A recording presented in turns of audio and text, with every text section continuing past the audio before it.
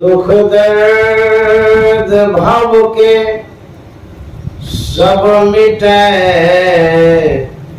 सतगुरु चरण नित से। दुख दर्द भव के सब मिटे, सतगुरु चरण नित से। गुरु भक्ति बिन कछु ना बने, नेहि सकल संतन कही। गुरु भक्ति बिन कछु ना। श्री सद्गुरु महाराज की जय। परमाराध्य सद्गुरु महाराज गुरुदेव महर्षि संत सेवी परमहंस जी महाराज पूर्णिया बेरिया गांव के विशेष सत्संग प्रेमी महानुभाव माता एवं बहनों, मंच पर उपस्थित विद्वज्जन, इस पंडाल में उपस्थित सत्संग प्रेमी महानुभाव माता एवं बहनों, अस्सी में आश्रम कुपा घाट से आए स्वामी गंभीरानंद बाबा, उनसे भी संतमत की बातें आप लोगों ने सुनी। आज का जो प्रोग्राम है, जो सत्संग है, यह शुभ कामना के लिए है, मंगल कामना के लिए है। आदरणीय धनकिशोर मंडल जी, उनके 2 सुपुत्रों की शादी हुई है, उसी के लिए यह सत्संग है। उन्हीं बच्चों के लिए आशीर्वाद के लिए यह सत्संग है। विवाह यह एक पवित्र बंधन भी है। हिंदू धर्म में यह धार्मिक कार्यक्रम के अंतर्गत आता है। विवाह जब होता है, 2 व्यक्तियों का मिलन होता है, एक लड़का और एक लड़की, दोनों पवित्र बंधन में बांधते हैं, जुड़ते हैं और आजीवन इस रिश्ता को निभाते हैं, नाता को निभाते हैं। हमारे गुरु महाराज ने कहा है कि जो पति पत्नी का जीवन है वह बड़ा पवित्र जीवन होता है। पत्नी को चाहिए वह अपने जीवन को पातिव्रत धर्म में जोड़ करके रखे और पति को भी चाहिए पत्नी व्रत धर्म का पालन करे, क्योंकि एक दूसरे से जुड़े हुए व्यक्ति होते हैं, एक दूसरे का जीवन जुड़ा हुआ रहता है। तो दोनों के जीवन में परस्पर प्रेम और सहयोग की भावना बनी रहे, यह शुभ कामना भी है। तो दाम्पत्य जीवन जो होता है, इस जीवन का बहुत बड़ा संयोग होता है। आजकल वैवाहिक जीवन में वैमनस्यता देखी गई है। बहुत लोग अपने मन से भी विवाह करते हैं, माता पिता को पूछते भी नहीं। एक बार मैंने अखबार में पढ़ा था, फेसबुकिया दुल्हा फेसबुक में शादी कर लेते हैं, उसके बाद कुछ दिनों के बाद एक दूसरे को तलाक दे देते हैं। जो पाश्चात्य देश वाले हैं उनका वैवाहिक जीवन कारगर नहीं होता है, क्योंकि वो लोग एक दूसरे से कॉन्ट्रैक्ट करते हैं। विवाह के लिए कुछ समयों तक साथ रहने का संबंध रखते हैं, उसके बाद छोड़ देते हैं। लेकिन भारत में ऐसी बात नहीं है। भारत में यह एक पवित्र बंधन है, धार्मिक कार्यक्रम है, जो कि विवाह को हम लोग अच्छे ढंग से देखे भी हैं कि हमारे कुटुंब समाज के लोग साथ होते हैं, साक्षी होते हैं, उसके सामने अग्नि का फेरा भी लिया जाता है। हम लोग देखे होंगे कि पंडित जी कहते हैं कि आप शपथ लीजिए अग्नि को साक्षी रख करके, हम लोग साथ रहेंगे, छोड़ेंगे नहीं, एक दूसरे का कोऑपरेट करेंगे, सहयोग करेंगे। यह एक बंधन है, सामाजिक बंधन। हमारे परिवार का जो रीति रिवाज है उसके अनुसार हम बंधते। इस तरह से जो भारत में विवाह का प्रचलन है बड़ा ठोस है, मजबूत है, कारगर है, और एक दूसरे से जो दंपति होते जुड़े हुए रहते जीवन पर्यंत। अपवाद में कुछ विवाद होता है, उसको छोड़ दीजिए, लेकिन प्रायः हम लोग जितने हैं सब एक दूसरे से जुड़े हुए रहते हैं, पति पत्नी से। तो जो विवाह हुआ है उसके लिए शुभकामना, मंगल कामना है, दोनों का जीवन सुखमय हो, मंगलमय हो। यह एक सांसारिक जीवन है, भौतिक जीवन है, जो हम लोग विवाह कार्यक्रम में भाग लेते हैं या बंधते हैं। लेकिन इसके बाद का भी जीवन है, जिस जीवन को जानना जरूरी है, जिस जीवन को सुधारना जरूरी है। हम सिक्के को देखते हैं, उसमें दो पार्ट होता है, दो भाग होता है, दो चरण होता है। सिक्के के प्रथम पृष्ठ को देख करके कोई नहीं कह सकता सिक्का खड़ा है या खोटा है। तब सिक्के को उल्टाते हैं, दोनों भागों को देखते हैं एक समान है, तब कहते हैं खड़ा है। उसी तरह से मानव जीवन जो हम लोगों को मिला है, इसका भी दो पार्ट है, दो भाग है। एक भाग जो हम लोग देख रहे हैं, दूसरा भाग अव्यक्त है, छिपा हुआ, उसको हम देख नहीं पाते। ब्रह्मानंद स्वामी ने कहा है, जिंदगी सुधार बंदे यही तेरो काम है। जिंदगी सुधार बंदे यही तेरो काम है। जिंदगी सुधार बंदे यही तेरो काम है। जिंदगी सुधार बंदे यही तेरो काम है। जिंदगी सुधार बंदे। ब्रह्मानंद स्वामी कहते हैं जिंदगी को सुधारिए।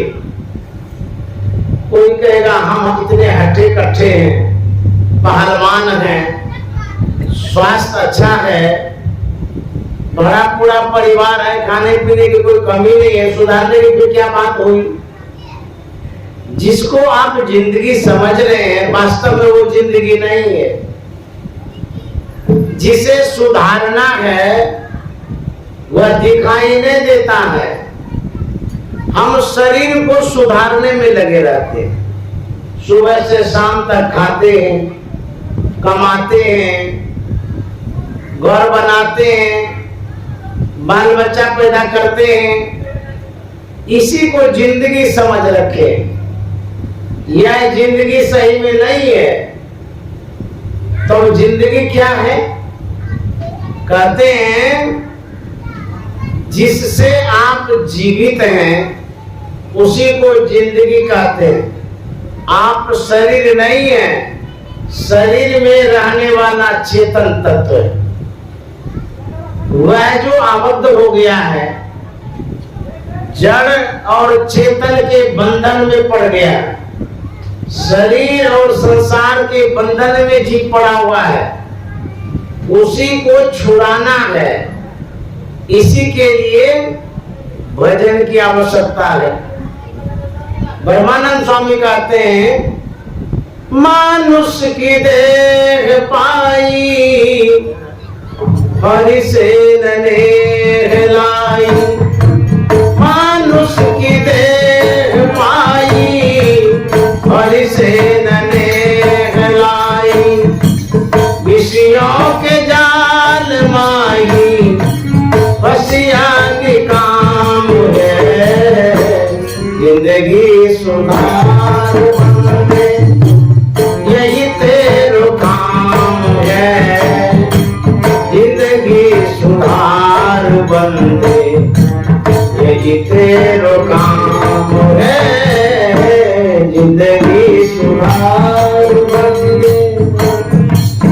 ब्रह्मानंद स्वामी कहते हैं मनुष्य का शरीर मिला है, बड़े भाग्य से मिला है, और इस शरीर को यदि विषयों में ही लगा करके रखेंगे तो कहते हैं यही दुर्भाग्य।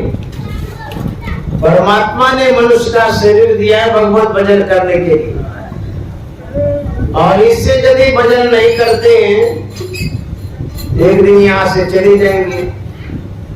खाली हाथ आए थे या खाली हाथ जाएंगे। तो यदि आप कुछ लेके जाना चाहते हैं तो कहते हैं भगवत भजन करिए। अभी हम लोग नाम की महिमा सुन रहे थे, हमारे दादू साहब ने बड़ा अच्छा कहा है नाम की महिमा के विषय में। वो कहते हैं, नाओ रे नाओ रे नाओ रे सकल शिरोमणि नाओ रे, मैं बलिहारी जाऊं रे, नाओ रे नाओ रे नाओ रे सकल शिरोमणि नाओ रे, मैं बलिहारी जाऊं रे। दादू साहब कहते हैं नाव मन नाम, नाम की कितनी बड़ी महिमा है। कहते हैं मैं बलिहारी जाता हूं, बढ़ाई करता हूं, मैं समर्पित करता हूं नाम पर। नाम क्या करता है? इतनी महिमा, इतना गुणगान जो किया जाता है, नाम करता क्या है? दादू साहब कहते हैं, दूतर तारे पार उतारे नरक निवारे नाऊ रे, दूतर तारे पार उतारे नरक निवारे नाऊ रे, नाऊ रे नाऊ रे नाऊ रे सकल शिरोमणि नाऊ रे, मैं बलिहारी जाऊं रे। इस नाम में इतनी शक्ति है। कहते दूतर तारे, दूतर का मतलब दुस्तर, दुस्तर भव निधि के माही खेवटिया गुरुदेव जी, भक्ति नाव में ले चढ़ाई पार करे भव खेव जी। ये जो भव सागर है ये दुस्तर है। नाम यदि आप लेंगे तो भव सागर से पार हो जाएंगे। एक लघु कथा है, एक प्रवक्ता नाम की महिमा पर प्रवचन कर रहे थे। उस सत्संग में एक बूढ़ी आई थी जो दही बेचती थी।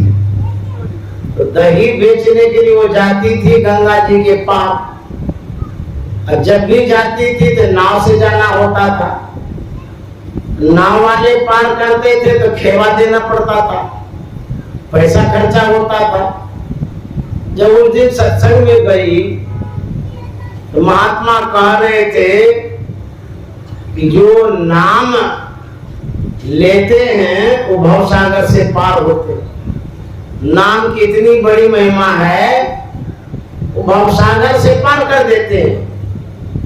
तो बूढ़ी के मन में हुआ, हम जो दही बेचने जाते हैं, नाव से पार होते तो पैसा लगता है, ये तो महात्मा जी कह रहे हैं कि नाम लेने से पीढ़ी में पार हो जाएंगे, तो नामे ले लेते हैं। महात्मा जी के पास हो गई, उन्होंने कहा कि महाराज हमको भी नाम दान दे दीजिए, हमें बहुत जरूरी है। तो महात्मा जी तो और भाव में दे रहे थे। अब बूढ़ी जो है वो नाव से जो पार होती थी पैसा लगता था, उसके मन में था कि नाम लेंगे तो फेरी में पार हो जाएंगे, इसीलिए ले लेते हैं। वो नाम ले ली, चली गई घर, नाम जपने लगी। तो होते होते होते उसके मन में श्रद्धा और विश्वास भी हो गया। इतनी महिमा गाई गई है, इसमें शक्ति होगी तब तो। वह बूढ़ी एक दिन माथे पर दही का मटका लेकर के चलती है, नदी के किनारे गई। नाविक ने कहा कि मेरे नाव पर चढ़ जाओ, मैं पार कर दूंगा। बूढ़े ने कहा नहीं नहीं, हम आपकी नाव से पार नहीं होंगे। बोले अरे तब कैसे पार होगी? बोले मेरे पास एक नाव है। बोले पागल हो गई है, कौन सा नाव? बोले नाम रूपी नाव है। बोले आज बुढ़िया डूबेगी, मरेगी, ये पागल हो गई है। अरे नाव से लोग पार होता ही कहते हैं नाम रूपी नाव है। ये कौन सा नाव है? कैसी नाव है? कैसे पार जाएगी? तो बूढ़ी को विश्वास था, उस श्रद्धा विश्वास के साथ नाम ले रही थी और नदी में प्रवेश कर रही थी। उसको ठौना भर पानी हुआ, उसके बाद इस पार से उस पार चली गई, उस नाव से वो नदी पार कर गई। इस बात का पता प्रवक्ता को भी लगा, महात्मा को भी लगा। महात्मा को बड़ा आश्चर्य हुआ कि बिना नाव से कोई पार कैसे जा सकते हैं, तो बूढ़ी कैसे चली गई? तो वह महात्मा बूढ़ी के पास जाता है और वह पूछता है कि सुनते हैं कि तू बिना नाव से ही पार हो जाती है। बोले हाँ, आप ही तो नाम बतलाए हैं, उसी नाम को लेकर के हम पार हो जाते हैं। बड़ा विचित्र बात है, अच्छा तू दिखाओगी? बोले हाँ दिखा देंगे, चलिए। तो बूढ़ी गई आगे आगे, महात्मा पीछे पीछे। तो बूढ़ी जब पानी में प्रवेश करती है तो महात्मा से कहता आप भी आइए। बोले ना बाबा हम ले जाएंगे। बोले अरे आप भी तो बतलाए। बोले हम बतलाए जरूर हैं, लेकिन हमको उतना नाम पर भरोसा नहीं है। बोले बड़ा विचित्र बात है, आप ही को भरोसा नहीं है, हम तो पार हो जाते हैं। तो बूढ़ी इस पार से उस पार चली गई, महात्मा इसी पार में खड़े रहे। इसलिए नाम जो है वो नाव के समान है। गोस्वामी जी ने लिखा है, राम जपो राम जपो राम जपो बावरे, और भव नीर निधि नाम निज नाव रे। राम जपो राम जपो राम जपो बावरे, और भव नीर निधि नाम निज नाव रे।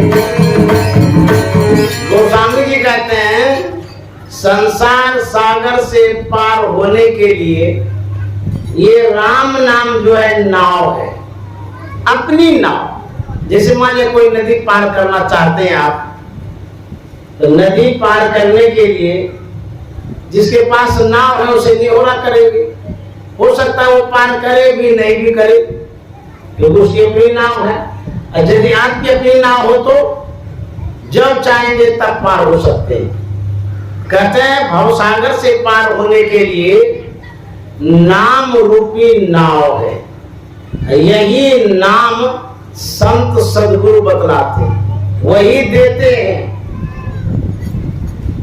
दादू सृजनहार के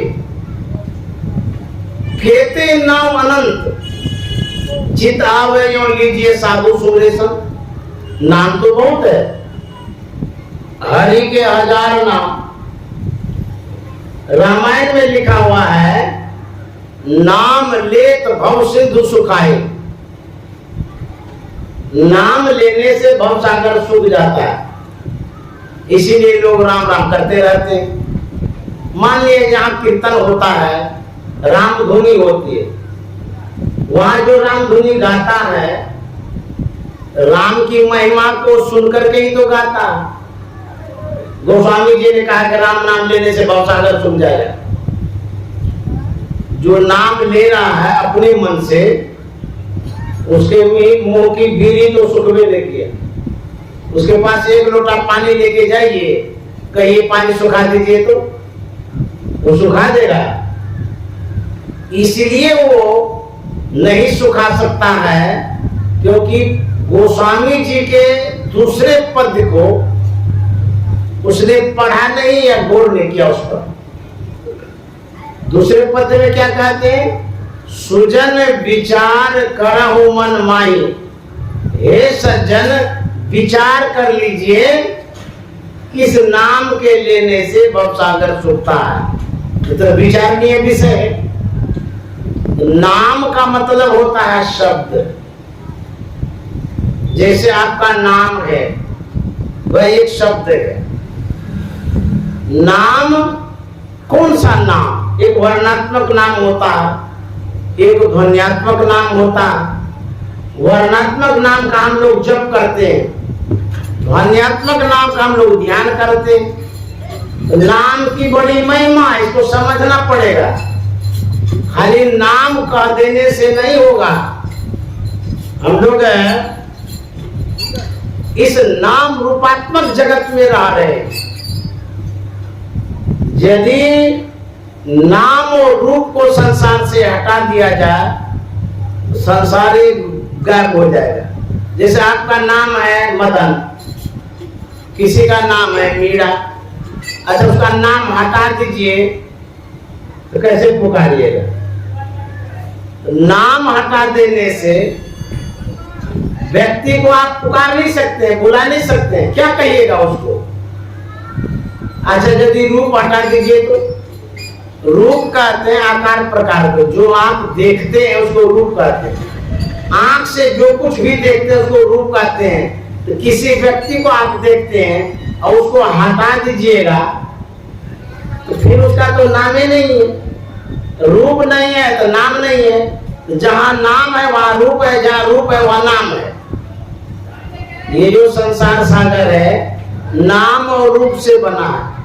नाम रूपात्मक ये जगत है। इसे पार होने के लिए क्या करेंगे? हमारे गुरु महाराज ने कहा है, यदि कोई गंगा जी में गिर जाए, उसी जल का अवलंब लेकर के आगे का जल पीछे करते हैं, फिर आगे हो जाते हैं। उसी तरह से इस संसार में नाम रूपात्मक जगत में हम पड़े हुए हैं। अवलंब क्या लेंगे? नाम और रूप का। तो पहला अवलंब गुरु महाराज बतलाते हैं मानस जप, ये नाम है। उसके बाद मानस ध्यान बतलाते ये रूप है। इस रूप से हम लोग प्रारंभ करेंगे। उसके बाद जो अंतर में जब आगे बढ़ेंगे तब ध्वन्यात्मक नाम मिलेगा। उसी नाम से भवसागर पार होंगे। यही सहारा गुरु महाराज ने दिया है। बहुत महात्मा कहा करते हैं, सतयुग में ध्यान वगैरह होता रहता था, कलयुग में तो केवल नाम धारा है। कलयुग केवल नाम आधार। यहाँ पर ध्यान वान का कुछ नहीं है, खाली नाम लेते जाइए, भवसागर से पार हो जाएंगे। नाम मतलब मुंह से जो राम राम करते जाइए, भवसागर से पार हो जाएंगे। लेकिन यह बात सही नहीं है। कलयुग केवल नाम धारा जो है, सिर्फ वर्णात्मक नाम का आधार लेंगे तो भवसागर पार नहीं होंगे। तब कहते ध्वन्यात्मक नाम का अवलंब लेना पड़ेगा, तब भवसागर से पार होंगे। तो हमारे दादू साहब क्या कहते हैं, दूतर तारे पार उतारे नरक निवार नाउ रे, दूतर तारे पार उतारे नरक निवार नाउ रे, नाउ रे नाउ रे नाउ रे, सकल शिरोमणि नाउ रे, मैं बलिहारी जाऊं रे, नाउ रे नाउ रे नाउ रे, सकल शिरोमणि नाउ रे, मैं बलिहारी जाऊं रे। और नाम क्या करता है, दादू साहब कहते हैं, तारन हारा भोजल पारा, निर्मल सारा नाउ रे, तारन हारा भोजल पारा, निर्मल सारा नाउ रे, नाउ रे नाउ रे नाउ रे, सकल शिरोमणि नाउ रे, मैं बलिहारी जाऊं रे। कहते हैं सभी पापों से मुक्ति दिलाने वाला नाम होता है, और कहते हैं तारने वाला नाम होता है। सही ढंग से नाम लेंगे, सच्चे सदगुरु से नाम जानेंगे, तब तो भवसागर से पार हो सकेंगे। तारनहारा भोजन पारा, निर्मल सारा नाउ। हम लोग पाप से मुक्ति के लिए ही तो पुण्य करते हैं, धर्म करते हैं, शुभ कर्म करते हैं। सभी पापों से मुक्ति दिलाने वाला नाम होता है। दादू साहब ने कहा ना, दूतर तारे पार उतारे नरक निवारे नाउ, सभी नरक से निवारण करने वाला नाम है। इतनी बड़ी महिमा है। और क्या करता है नाम, सब सुख दाता अमृत राता, दादू माता नाउ रे, सब सुख दाता अमृत राता, दादू माता नाउ रे, नाउ रे नाउ रे नाउ रे, सकल शिरोमणि नाउ रे, मैं बलिहारी जाऊं रे। कितनी बड़ी महिमा है। दादू साहब का तो सब सुख दाता, सब सुख में कुछ बाकी नहीं रहता। आप जो सुख चाहते, लौकिक हो, पारलौकिक हो, भौतिक हो, आध्यात्मिक हो, जो भी सुख आप चाहते हैं, सब सुख दाता, सब सुख देने वाला नाम है। और कहते हैं अमृत राता, नाम अमरता को प्रदान कर देता। इतनी बड़ी महिमा, अमृत राता। और दादू साहब क्या कहते हैं, दादू माता नाउ रे। जब माँ के पास हम होते हैं, माँ सब सुख देती है संतान को, बच्चों को, और सभी दुखों से मुक्ति का माँ प्रयत्न करती रहती। आपके पास जो बच्चा है, किसी तरह का दुख देना चाहते हैं? कोई नहीं देना चाहे। जो सच्ची माँ है वो सुख ही सुख देती है, दुख नहीं देती है। तो जानते हैं जो माँ है उससे भी बढ़कर के कोई माँ है, तो नाम रूपी माँ, सब सुख दाता, सब सुख देने वाला है। अमृत रहता, दादू माता न मां के समान है।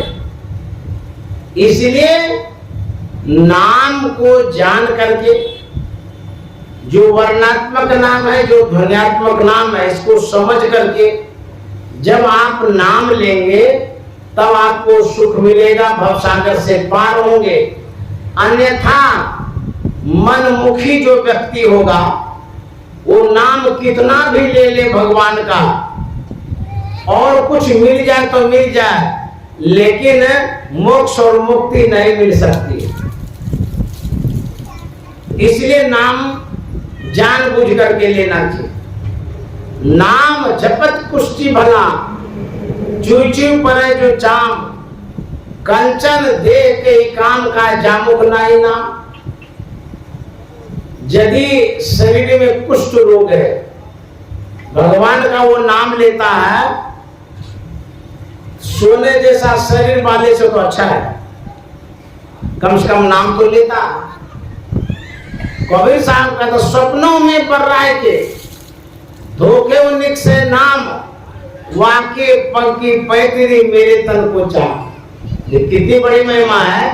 कहता यदि स्वप्न में बड़बड़ा करके भी कोई भगवान का नाम लेता है, वो इतने बड़भागी हैं, उसके पैर की जूती मेरे शरीर के चाम से बनी। इतनी बड़ी महिमा है। इसलिए नाम को समझना बहुत जरूरी है। हमारे कबीर साहब ने नाम लेने के लिए कहा है, नाम हरि का जप ले बंदे, फिर पीछे पछताएगा। नाम हरि का जप ले बंदे, फिर पीछे पछताएगा। नाम हरि का जप ले बंदे, फिर पीछे कबीर साहब का तो नाम ले लीजिए, नहीं तो पीछे पछताना पड़ेगा। कोई कहेंगे क्यों पछताना पड़ेगा, हमारे पास कोई चीज की कमी रहेगी तब तो पछताना पड़ेगा। सब कुछ तो है हमारे पास, क्यों पछताएंगे हम। जब मरने लगेंगे उस समय पछतावा होगा। किस बात का पछतावा होगा? जैसे मान लीजिए आपने करोड़ों का घर बनाया, बनाते बनाते 6 महीना तक आप उस घर में रहे, उसके बाद आप बीमार हो गए। बीमारी ऐसी बढ़ी कि डॉक्टर ने कहा आप कुछ दिन के मेहमान हैं, अब संसार में नहीं रहेंगे।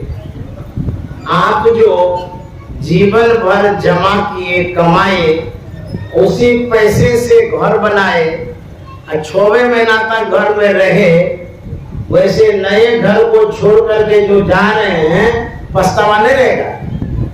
मैंने अरे इतना कमाए, 6वें महीना तक तो रहे, अब हम जा रहे हैं छोड़ करके। काहे के लिए बनाए? बड़ा प्रयत्न करके आप घर बनाए, बीमारी ऐसी हो गई कि आप जा रहे हैं। उस समय पछतावा होगा जब छूटेगा।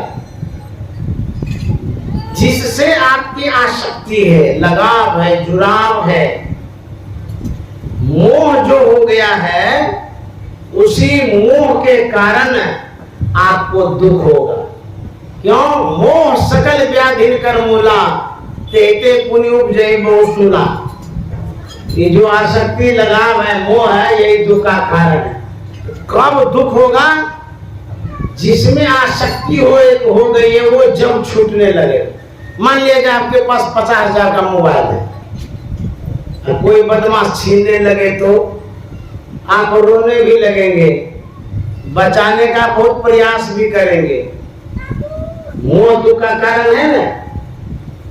इसीलिए गोस्वामी जी ने कहा है, ममता तू न गई मेरे मन ते, तू न गई मेरे मन ते, ममता तू न गई मेरे मन ते, पाके केस जन्म के साथी लाज गई लोकन दे।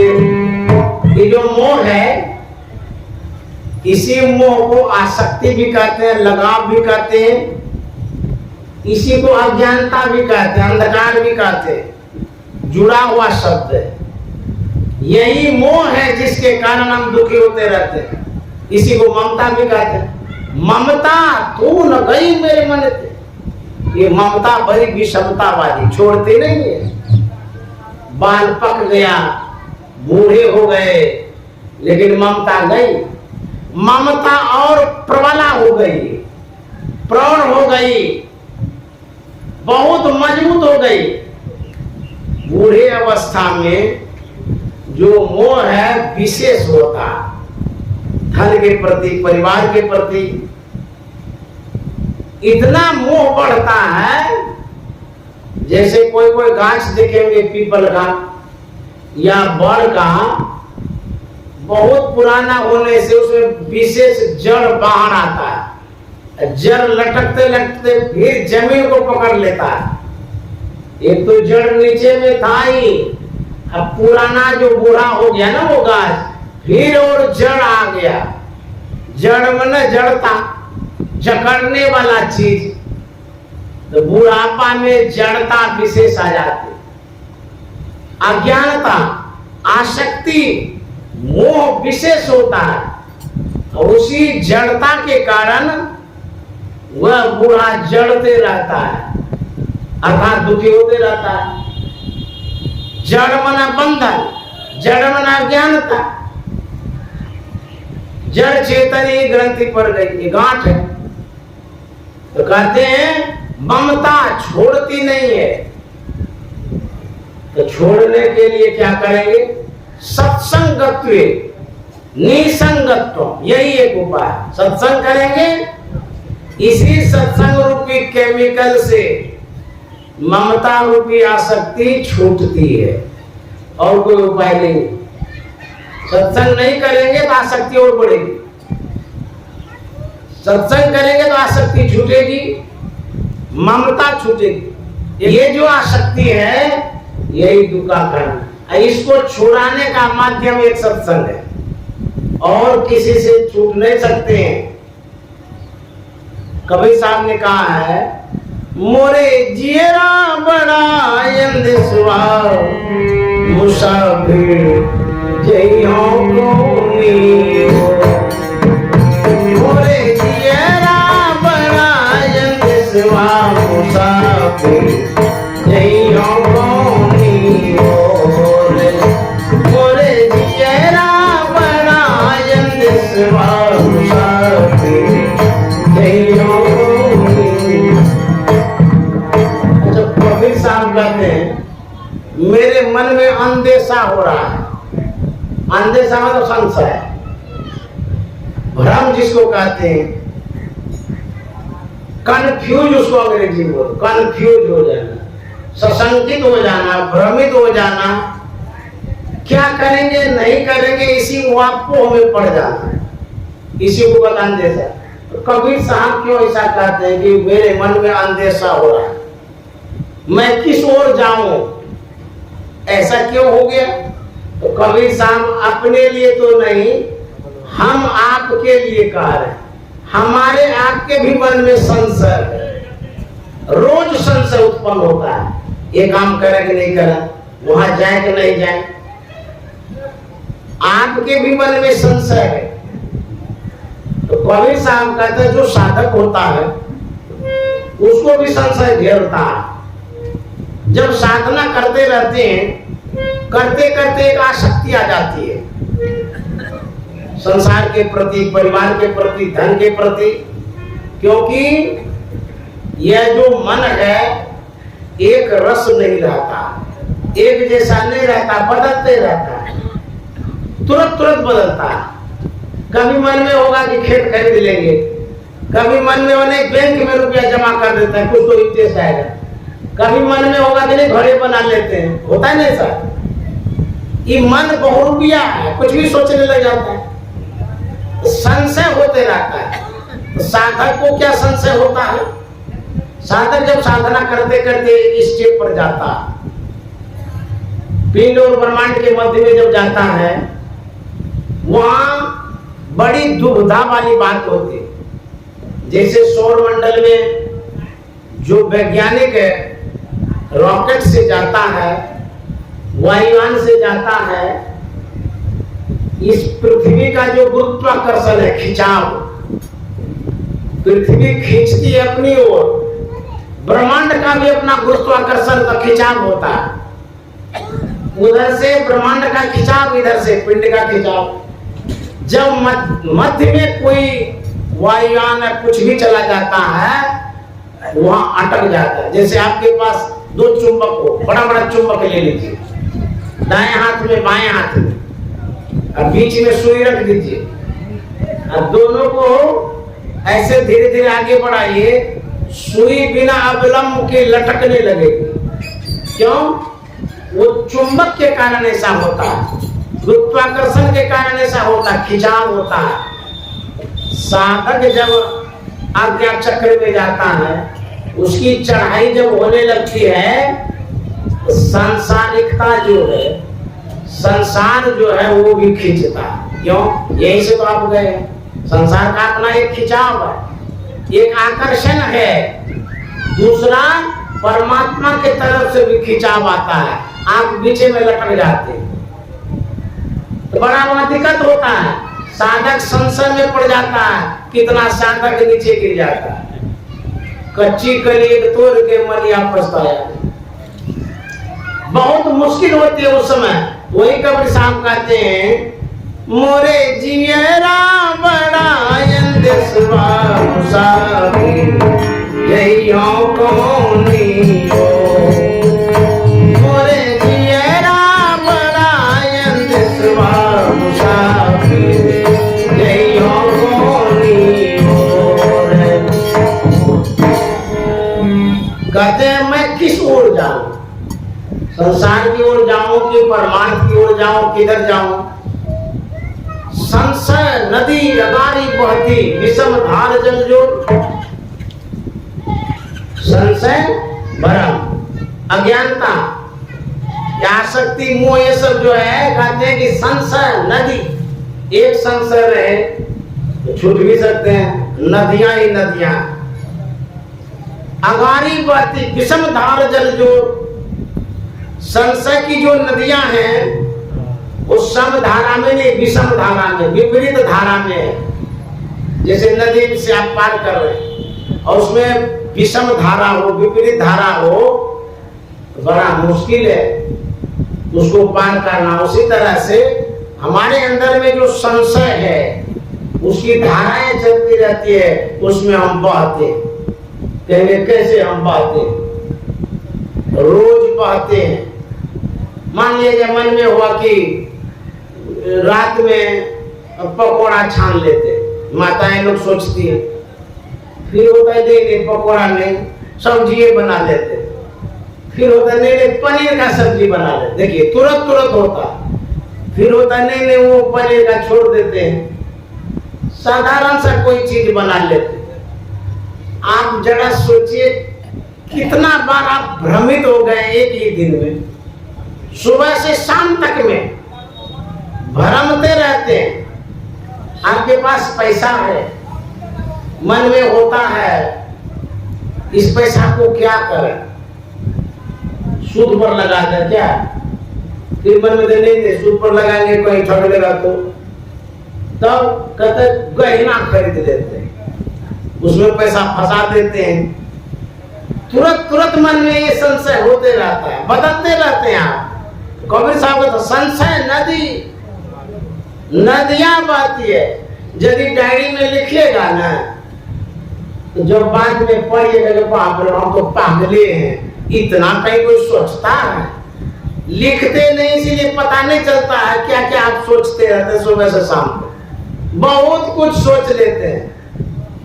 संशय नदी अगारी बहती, विषम धार जल जो, क्या मनवा तुम गाफिल सोवो, ये हुआ मोरना तोर मुसाफिर जइयो बनी हो।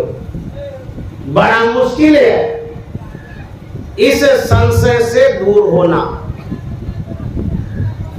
दिन 10 नेहरवा के लिए निज सासुर जाना हो। दिन 10 नेहरवा के लिए निज सासुर जाना हो। कबीर साहब कहते हैं जो कुंवारी लड़की होती है दिन भर खेलती रहती है माँ बाप के यहाँ, उसके माँ बाप क्या कहते हैं, अभी तो कुंवारी है खेल धूप लो, जब ससुराल जाएंगे तब पता चलेगा। अभी माँ बाप के अनुसार खेलती धूपती रहती है, ससुराल जाएगी उत्तरदायित्व आएगा, वहां के कारोबार को संभालना पड़ेगा, तब तुमको दिक्कत होगा। तो जो साधक है वही संसार में से घूम रहा है, कहते हैं दिन 10 नेहरवा खेली, निज सासुर जाना है। जब परमात्मा के पास जाएंगे क्या कठिनाई आएगी। कबीर साहब कहते हैं एक तो अंधेरी कोठरी काम दिया बाकी हो, एक तो अंधेरी कोठरी काम दिया बाकी हो। यहाँ पकड़ी जमले चले कोई संगन साथी हो। यहाँ पकड़ी जमले चले कोई संगन। कहते हैं जब जाएंगे यहाँ से रास्ता अंधकार का है, उसी होकर के जाना पड़ेगा, साथ में कोई नहीं है, अकेले जाना पड़ेगा। उस अंधकार में जमराज आएगा और जमराज पकड़ करके लेके जाएगा। तो जमराज कहाँ ले जाएगा, वो नरक में ले जाएगा। बड़ा दुख होगा उस समय, भैया पकड़ जम ले चले, कोई संग न साथी। इसलिए हम लोगों को क्या चाहिए, भगवत भजन करना चाहिए। यदि जमराज से बचना चाहते हैं, संशय का शमन करना चाहते हैं, दुख से दूर होना चाहते हैं, तो सत्संग और भजन की बड़ी आवश्यकता है। हमारे गरीबदास जी महाराज ने कहा है, भाई हो कैसे जय गुरु के नगरिया, मेरी हो कदरिया ना। भाई हो कैसे जय गुरु के नगरिया, मेरी हो।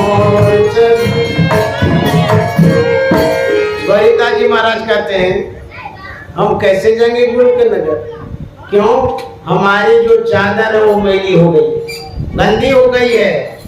हृदय रूपी चादर, मन रूपी चादर, ये मटमैली हो गई है। ये संसार में रहकर विषयों के कारण, वैमनस्यता के कारण, दुर्बुद्धि के कारण मैली हो गई है। और क्या कारण हो गया है मैला होने का। गरीबदास जी महाराज कहते हैं एकाएक धनी बिसरैलो, दूजा दुविधा में लिपटैलो। एकाएक धनी बिसरैलो, दूजा दुविधा में लिपटैलो। तीन गुणन के लागल छे बजरिया,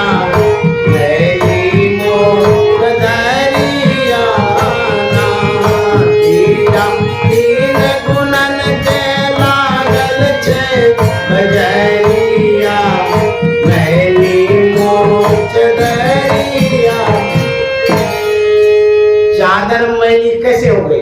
कहता एकाएक धनी बिसरेलो, जो एक परमात्मा है, जो ईश्वर है, उसको भूल गए, विस्मृत हो गए। यादें नहीं रखते हैं। आपको सब कुछ तो याद है संसार का, लेकिन परमात्मा याद है? नहीं याद, उसको भूले हुए हैं। नाम हरि का जप ले बंदे, फिर पीछे पछताएगा। नाम हरि का जप ले बंदे, फिर पीछे पछताएगा। तू कहता है मेरी काया, काया का गुमान जा। तू कहता है मेरी काया, काया का गुमान जा। जान सा सुंदर ये तन तेरा, क्या होगा? मिट्टी में मिल जाएगा। जान सा सुंदर ये तन तेरा।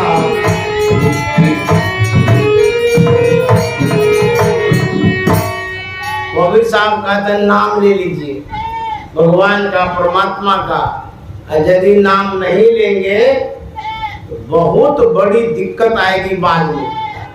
छन छन पल पल समय सिरावे, नर तन डोरल तेरे नहीं खोवे।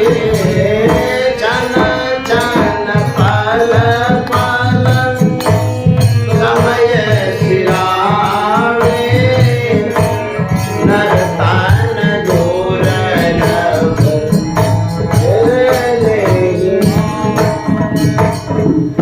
गुरु महाराज कहते हैं क्षण क्षण पल पल समय सिरावे। क्षण किसे कहते हैं? माताएं लोग जब भोजन बनाती है, जब कढ़ाई गर्म हो जाता है, तवा गर्म हो जाता है, कहीं उस पर पानी पड़ गया, देखिए उसे बोलता क्षण। उससे पता यही चलता है, वह बता रहा है कि अल्पकालिक समयों को क्षण कहते हैं, तुरंत समाप्त हो जाता, क्षण बोलते ही समाप्त हो जाता। उसी तरह से हमारा जो जीवन है ये घटते जा रहा है, समाप्त होते जा रहा है, हमारी सांसें निकलती जा रही है। जो अवस्था है उसमें भी बदलाव होते जा रहा है। क्षण क्षण पल पल समय से आगे, नर्तन दुर्लभ फिर नहीं पावे, तो मनुष्य का शरीर फिर नहीं मिलेगा। क्यों? मिलने का एक ही कारण है, सत्संग और ध्यान। और जो सत्संग ध्यान नहीं करेंगे उसको मनुष्य का शरीर नहीं मिलेगा। गुरु महाराज कहते हैं नर्तन दुर्लभ फिर नहीं पावे। दुर्लभ है मनुष्य तन, करिए गुरु भजन, बिना रे भजन व्यर्थ जन्म गमाओ। जो मनुष्य का शरीर है बड़ा दुर्लभ है, ऐसे दुर्लभ काम क्या करना है? गुरु का भजन। यही काम करना है मनुष्य शरीर से। यह समय जो मिला है इसका सदुपयोग कर लीजिए, नहीं तो होगा क्या?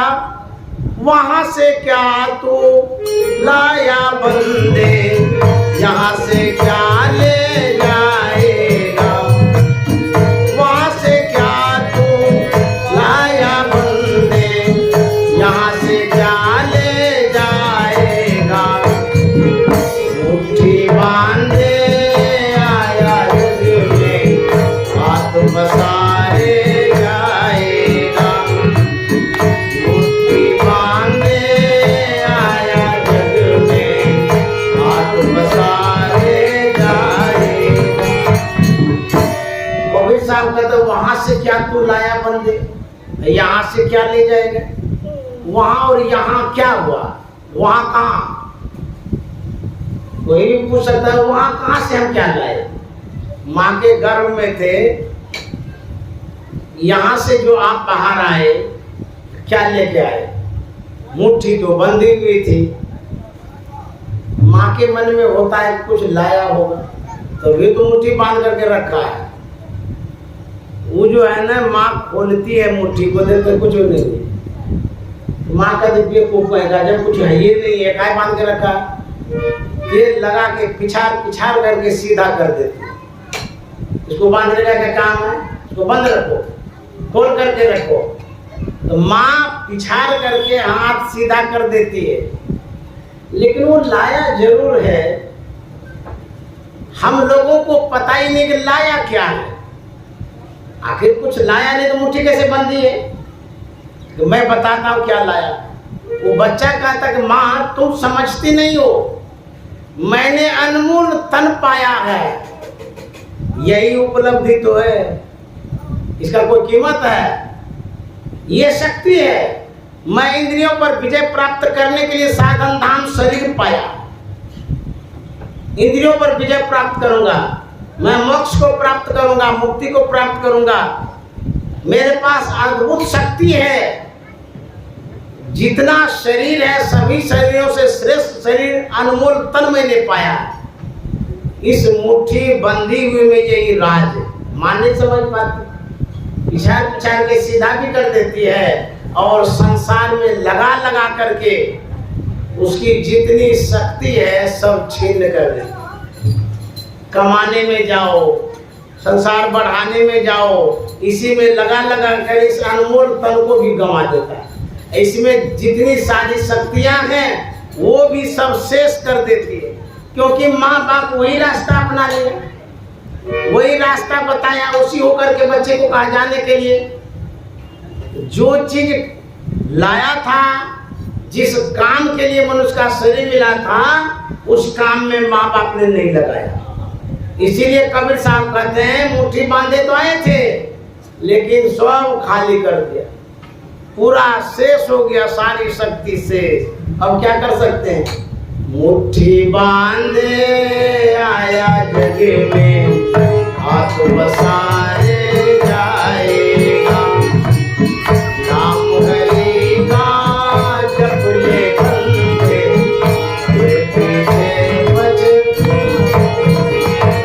गुरु जी के पास गया पूछने के लिए। कोई भी आप काम करते हैं, पॉइंट वाला बात बता रहा है बीच में। आप कुछ भी करने जा रहे हैं, बड़ों से सलाह अवश्य ले लीजिए। अपने बुद्धि से तो करिए रहे, एक बार पूछ लीजिए।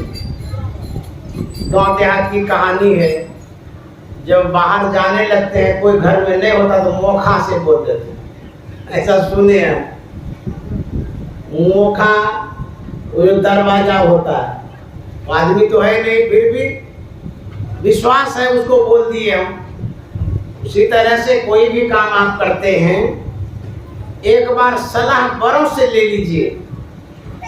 इससे यदि उसमें क्षति हो जाएगी, हानि हो जाएगी, तो विशेष पछतावा नहीं लगेगा।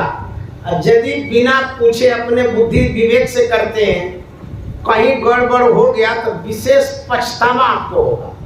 इसीलिए पूछ लेना चाहिए। घर में जो भी बड़े बुजुर्ग हो, पूछ करके काम करना चाहिए। किसी भी कार्य में यदि आप सफलता चाहते, कोई भी कार्य हो, A to Z, एक सूत्र याद रखिएगा। एक ही नहीं है, दूसरा सूत्र है। पहला तो कहिए दिए, दूसरा सूत्र क्या है? सहनशील बनिए, धैर्य रखिए, पेशेंस रखिए, क्योंकि ये संतवाणी है। श्री रामकृष्ण परमहंस ने कहा है, जो सहता है उनकी बनती है, जो सहना नहीं जानता उसका सब कुछ बिगड़ जाता है। उकताइए नहीं। संत साई स्वामी जी महाराज ने कहा ना, वो भी मत, उनकी ये अमर वाणी है, वो भी ये मत, अर्थात धैर्य रखिए, पेशेंस रखिए। अरे मन धीरज काहे न धरे, धीरज धरे संशय नहीं राखो, नाम भरोसे रहे। घर परिवार में आप रहते हैं, तनिक सी बात पर तुनक मत जाइए, उछलिए मत, धैर्य रखिए, पेशेंस रखिए, आपका काम बनेगा। आप घबराते क्यों हैं? तुरंत चाहते कि ये काम बन जाए। थोड़ा सा तो वक्त लगेगा ना, लेकिन नहीं, अभी हम आदेश दिए तो उसके अनुसार होना चाहिए। घर में ऐसा होता है, नहीं किए तो गाली गलौज कर देता है। ये ठीक नहीं है। धैर्य रखने से काम होगा। अच्छा, कोई भी साधु भारत का हो, कोई भी चाहेगा कि भारत पराजित हो जाए? अरे ये भारत टिका हुआ है तो साधु महात्मा पर ही, उनके तपस्या के बल पर। और जितना प्रेम साधु महात्मा को भारत से है उतना प्रेम सबको नहीं है, क्योंकि परमात्मा का ये सच्चा हृदय है भारत। किसी भी देश में आप भारत के जितना देवी देवताओं को नहीं पाएंगे। भगवान अवतार लेते हैं तो भारत में लेते हैं। भारत ऐसी नगरी है जहां के लोग सभी देवी देवता, सभी योगी हैं, ऋषि मुनि हैं। इसीलिए भारत को ऋषि प्रधान देश कहा गया है, ऋषि मुनियों का देश है। एक कवि ने कल्पना करके कहा था, इकट्ठे कर यहाँ के जल, सभी दुनिया के माली थे, सिकंदर जब गया दुनिया से दोनों हाथ खाली।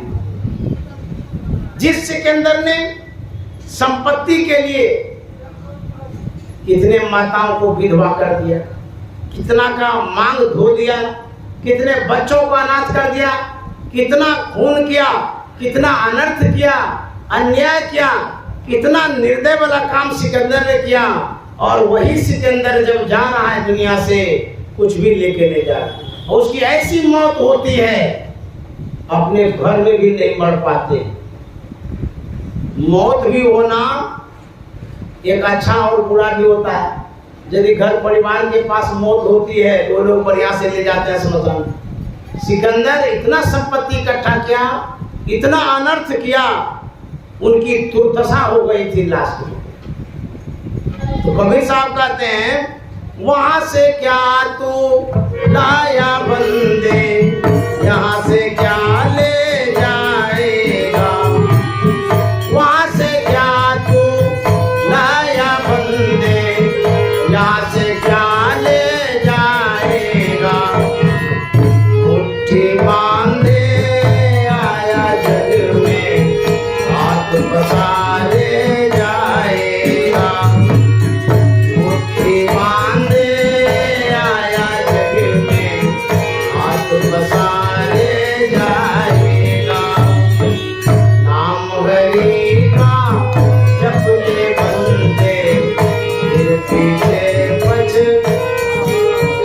बालापन में खेला खाया, आई जवानी मस्त रहा। बूढ़ापन में रोग सताए, हाथ बड़ा पछताएगा। नाम हरि का जप ले बंदे, फिर पीछे पछताएगा।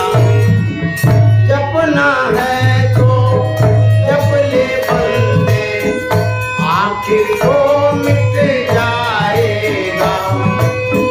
जपना है तो जप ले बंदे, आखिर तो मिट जाएगा। बात कबीर सुनो भाई साधो, करने का फल पाएगा। बात कबीर सुनो भाई साधो, करने का फल। श्री सद्गुरु महाराज की जय। आप सबों का सम्मान करते हुए समय को मैंने बढ़ा दिया। अब मैं यही विराम देता हूँ।